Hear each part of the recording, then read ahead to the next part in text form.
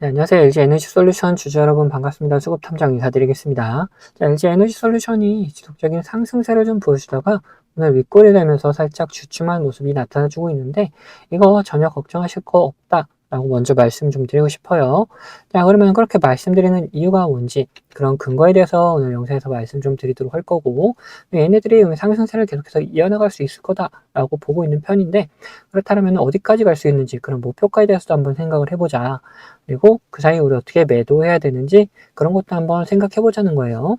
그리고 반대로 얘네들이 아무리 근거가 있다 하더라도 어느 정도 살짝 조정은 나올 수 있을 텐데, 조정이 나온다면 어디까지 눌릴 것인지, 눌렸다가라도 반등할 수 있는지, 그럼 그 사이에 우리 어떻게 매수해야 되는지 이런 부분도 고민을 해보자는 거죠. 자, 그걸 위해서 우리는 뭘 볼 것이냐? 우선 차트상의 움직임을 살펴볼 것이고, 그 다음에 이런 흐름을 만들었던 그 주체들이 누군지도 한번 파악을 해볼 거다. 그리고 이런 주체들의 움직임도 한번 분석을 해보도록 할 겁니다. 자, 그럼 영상 본격적으로 시작하기 전에 좋아요 한 번씩 부탁드리도록 하겠고, 영상 바로 시작하도록 하겠습니다. 자, 우선 차트상의 움직임을 보기 전에 이렇게 말씀드린 그 근거부터 한번 먼저 보고 가야겠죠.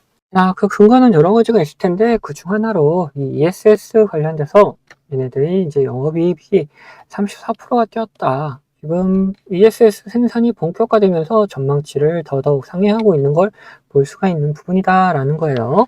자, 이거 말고도 또 뭐가 있겠습니까? 자, ESS 관련이라면 뭐가 있죠? 이 재생에너지랑도 관련이 있다. 지금 AI 반도체 관련 시장들이 계속해서 성장을 하고 있다 보니까 이로 인해서 무슨 문제들이 다시금 대두가 되고 있느냐? 전력 문제가 대두가 되고 있다라는 거예요. 그러나 전력을 잡기 위해서는 결국 뭡니까? 재생에너지가 있을 것이고, 그리고 원전 관련된 이야기가 있을 것이다. 근데 원전 쪽으로 어느 정도 세계적인 추세가 이어지고 있지만 우리나라는 뭡니까? 재생에너지를 계속해서 밀 것이다. 그리고 원전뿐만 아니라 세계적으로 이제 재생에너지랑 원전이랑 합해서 같이 가야 된다라는 의견들도 계속해서 나오고 있어요. 그러면 이 재생에너지 문제점이 뭐죠? 참, 날씨에 아무래도 영향을 많이 받을 수밖에 없다. 특히 태양광 같은 경우에는 날이 좋아야지 발전량이 이렇게 올라가고, 날이 좋으면 발전량이 줄어들 수밖에 없다. 이 평균치를 맞추기 위해서라도 미리 이렇게 과잉 충전된 전기를 저장해 놨다가 이렇게 전기 생산량이 줄어들 때 갖다 써야 된다. 이거를 하는 게 뭡니까? ESS가 이런 역할을 한다라는 거죠. 그래서 ESS 시장은 점점 더 커질 수밖에 없는 상황이서 LG 에너지솔루션이 지금 이미 상승의 첫 발을 뗀 상태를 보여주고 있다라는 거예요. 차트상에서도 어떤 흐름을 가져갔는지도 살펴보면은 얘네들이 이전에 앞에서 거래대금을 만들면서 이렇게 만들었던 양봉이 하나 있죠. 이 양봉을 기준으로 쭉 늘려보면은 이 안에서 얘네들이 어느 정도 매집을 했던 흔적들도 발견이 된다. 한 달 조금 넘게 매집을 한 이후에 다시 이런 상승세를 보여주는 모습을 보여주고, 그 다음에 앞에 만들었던 고점도 돌파를 해나가는 움직임 잘 보여주고 있었다라는 거죠. 자, 그러면은 이제 중요해지는 건 뭐냐? 이런 상승을 하고 있을 때 과연 돈이 이렇게 빠져나갔는지 아니면 이렇게 들어왔는지도 생각을 해봐야 된다는 거예요. 자, 이렇게 살펴보면은 자, 기관도 외인도 계속해서 매수해주는 모습이 나타난다. 그리고 이전에도 매수해주던 움직임이 좀 뚜렷하게 나타나주고 있었고, 이번 10월 달의 움직임에서 외인과 기관이 지속적인 매수세를 보여주는 걸 다 확인할 수가 있었다라는 거죠. 자, 그리고 금융투자, 보험, 투신, 연기금, 사모펀드 할 거 없이 지속적인 매수세를 계속해서 보여주고 있다라는 겁니다. 그러면 이런 상승세를 유지하기 위해서 계속해서 돈이 들어오고 있다라고 생각을 할 수 있는 부분인 거고, 이런 상승세가 좀 더 지속될 가능성, 그리고 오히려 추가적인 상승세가 굉장히 가속화될 가능성도 굉장히 많이 열려 있다라는 거예요. 그러면은 우리가 이제 중요해지는 건 뭡니까? 이렇게 점진적으로 우상향할 수 있을 만한 그런 근거가 다 마련이 되어 있는 상태라면은 우리가 이제 장기적으로든 단기적으로든 어떻게 매수할 수 있는지, 그리고 어떻게 매도를 해야 되는지 이런 부분에 대해서 한번 고민을 해봐야겠죠. 자, 매수 같은 경우 얘네들이 앞에 고점 구간으로 다시 한번 이렇게 지지해주는지 여부를 확인하기 위해서 움직이는 조정의 구간이 한번 올 수가 있을 것이다. 그런 구간이 오면은 우리가 매수를 해가면 되는데, 이런 매수할 때도 무조건 매수하는 게 아니죠. 이런 흐름을 만들어놨던 거 기관과 외인이 같이 합동으로 만들어 나갔기 때문에 얘네들이 추가적인 매수세를 다시 한번 좀 보여줄 때 우리도 같이 매수를 해가면 될 것이고, 자, 매도의 움직임은 어떻게 될 것이냐. 매도도 마찬가지다. 이런 곳에서 물량을 모아놨던 외인과 기관들이 빠져나가는 그림을 그려줄 때 우리도 같이 매도를 해 나가자. 그래서 제가 이 차트를 보면서 그리고 이런 수급을 계속해서 확인하면서 매수의 움직임, 매도의 움직임이 확인되면은 우리 구독자분들에게는 문자로 다 나눠드리도록 할 거예요. 자, 뿐만 아니라 이런 움직임을 따라하는 거 말고도 우리가 좀 더 편안하게 매수 매도할 수 있는 구간들이 있다. 어느 구간이냐? 자, 이런 노란색 신호와 함께 우리가 매수를 생각해 볼 수가 있고, 그리고 반대로 이런 파란색 신호와 함께는 우리는 매도를 생각해 볼 수가 있다. 이 신호들이 뭔지가 중요해지는 부분인데, 이건 제가 구독자님들과 같이 진행했던 종목을 보면서 설명을 좀 드릴 텐데, 저는 이 신호와 함께 수급을 이용해서 매매 타점을 잡는 사람이기 때문에 여러분들도 제가 이렇게 매도하는 곳을 안다면은 이 최고가의 매도를 노려볼 수도 있다라고 말씀드리고 싶어요. 자, 보시면은 이 노란색 신호가 나타나면 어떻게 됩니까? 주가가 상승을 하죠. 반대로 이 파란색 신호가 나타난 다음에 주가는 떨어집니다. 자, 이거 무슨 약속이라던 것처럼 딱딱 들어맞는다는 거예요. 자, 이거에 대한 자신감을 좀 드리면은 이전에도 이렇게 노란색 신호가 뜬 다음에 어떻게 됩니까? 주가가 상승을 하죠. 그리고 파란색 신호가 뜬 다음에 주가가 이렇게 하락을 했어요.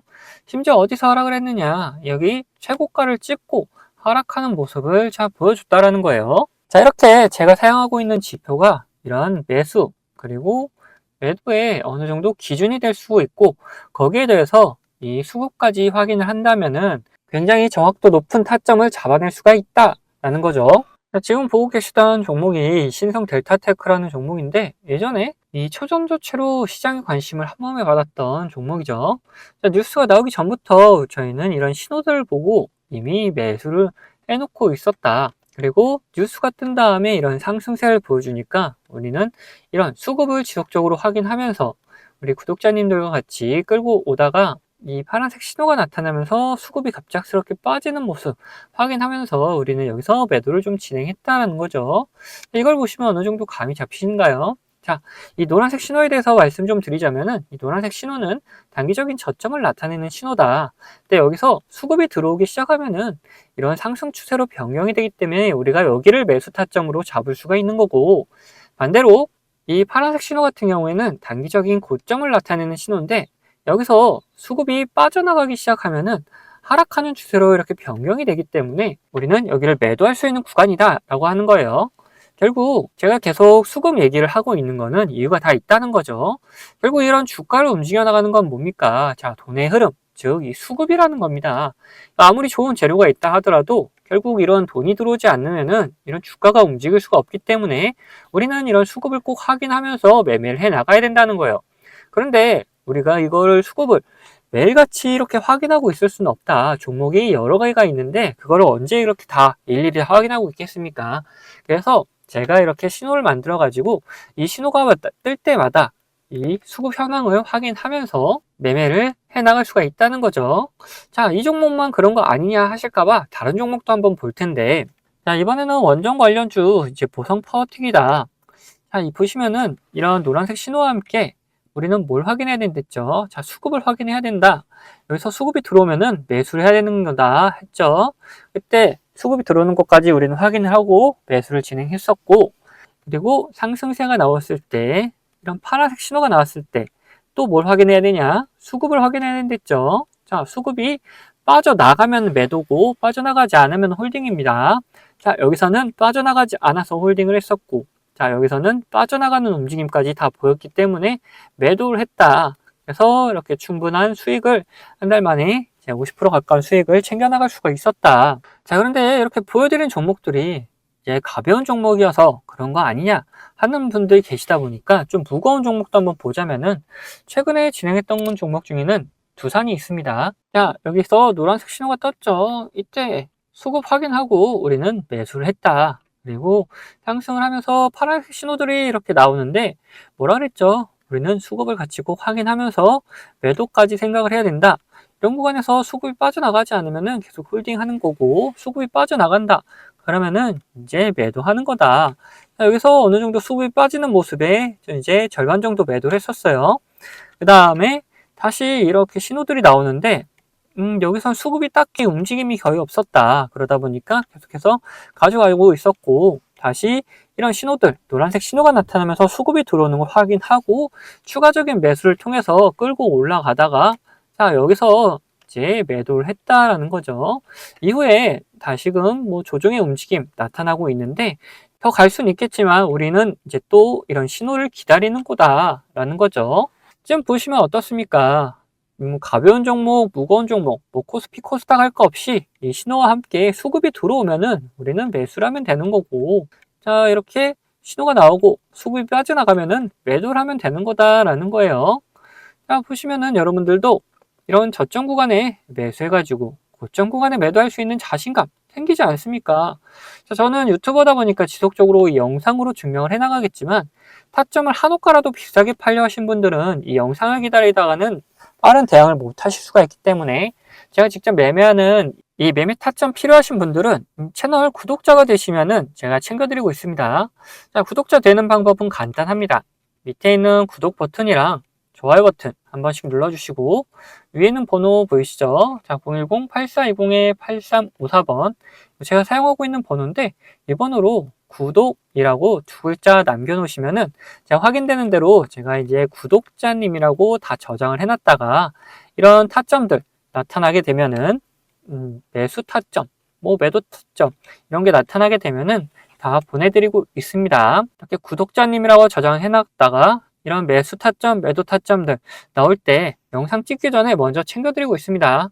자, 추가로 제 관심 종목 중에서 지속적으로 이렇게 조정을 주다가 좋은 매수 타점 나타난다. 그러면 매수하자고 문자도 다 챙겨드리고 있으니까 필요하신 분들은 위에 번호로 언제든지 이렇게 구독이라고 적어서 보내주시면 됩니다. 자, 그러면은 이제 이야기하던 종목 마저 이야기해 볼 테니까 끝까지 영상 시청해 주시기 바라겠습니다. 자, 다시 LG 에너지 솔루션 이야기 해보자면은, 이제 우리는 뭘 볼 것이냐, 목표가에 대해서 한번 생각을 해볼 거다라는 거예요. 자, 점진적으로 이렇게 우상향할 수 있을 만한 근거들은 다 마련이 되어 있는 상태에서 얘네들이 출발시키는 출발점에 섰다. 그러면 얘네들 뭐 이렇게 하루 이틀 이렇게 더 올라가고 끝날 건 아니다 라는 거고, 그럼 어디까지 이렇게 올라갈 수 있을지 방향성을 결정할 만한 곳에서 얘네들이 한번 주춤하는 움직임을 보일 것이다. 그러면 거기를 우리 목표가로 잡아놓고 한번 끌고 가보자라는 거죠. 그래서 왠지 월봉으로 살짝 돌려서 보면은 얘네들이 상장하자마자 이렇게 최고가를 찍었던 곳이 어딥니까? 이 62만 9천 원 구간인데, 여기는 한번 찍고 그 이후에는 온 적은 없죠. 오히려 이 60만 원 구간에서 계속해서 방향성을 결정하는 움직임들이 있었다. 그래서 우리 1차적인 목표가를 이 60만 원 구간으로 한번 잡아놓고 이 근처에 갔을 때 다시 한번 방향성을 판단해 보자.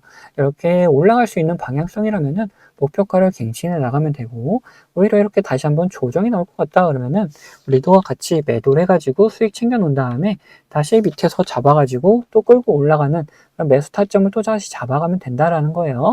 자, 그래서 우리의 1차적인 목표가는 어디다? 자, 이 60만 원 구간으로 잡을 수가 있을 것이다 라는 거죠. 네, 근데 제가 목표가를 말씀드리니까 어떤 분들이 계시냐, 우리가 주식을 하면서 이 변수라는 거를 꼭 맞닥뜨릴 수밖에 없는데 이 변수에 맞게 대응을 하지 않고 그냥 가져가겠다 하시는 분들 계세요. 이러시면은 절대 안 됩니다. 자, 왜 그런지를 한번 말씀 좀 드려볼 텐데, 우리가 이렇게 뭐 상승을 하는 주식에서 이런 구간에서 매수를 했다라고 생각을 해봅시다. 그리고 우리가 정한 목표가가 여기가 있어요.